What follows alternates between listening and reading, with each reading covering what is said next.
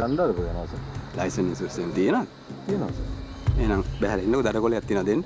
ඇයි මහත්තයෝ දැන් ලයිසන් තියෙනවා නම් දඩකොල ලියනවද? නෑ ඉරිකප්පුවාම දඩකොල ලියනවා. ඔයා බහැලා ඉන්නකො. ඉර ගැපුණා තමා බා. ඉර නෑනේ බා. යගන්න පුතේ. යගන්න බා. ලියජි පුතේ. පුතේ ලියජි පුතේ. කේතර පුතේ ලියජි පුතේ. පුතේ ලියජි පුතේ. පොඩක් ඉන්නකො ඉතින් මොකද්ද කරන්න කියලා බලන්න. ලියයිද පුතා ගන්න තුව. කෑවන බෝ වැඩි බලපන්.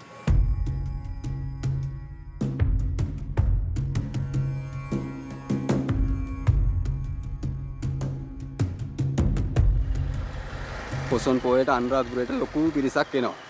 වාහන වැඩි. අනතුරු වැඩි. ඉතින් ඕගොල්ලෝගේ ජීවිත ආරක්ෂාවට තමයි අපි මේ පාරවල ඉන්නේ. ජීවිත කීයක් අතේ තියාගෙනද ඔයා මේ එලවන්නේ? විනයක් ඇතුව එලවන්න ඕන රියදුරෙක් වුණා. පරිස්සමෙන් එලවන්න ඕන ඊට පස්සේ හරි. ජයන්තయ్య මේ මම පොලිසියට ෆෝන් දෙනවා. ජයන්තయ్య ලයින් එකේ ඉන්නවා.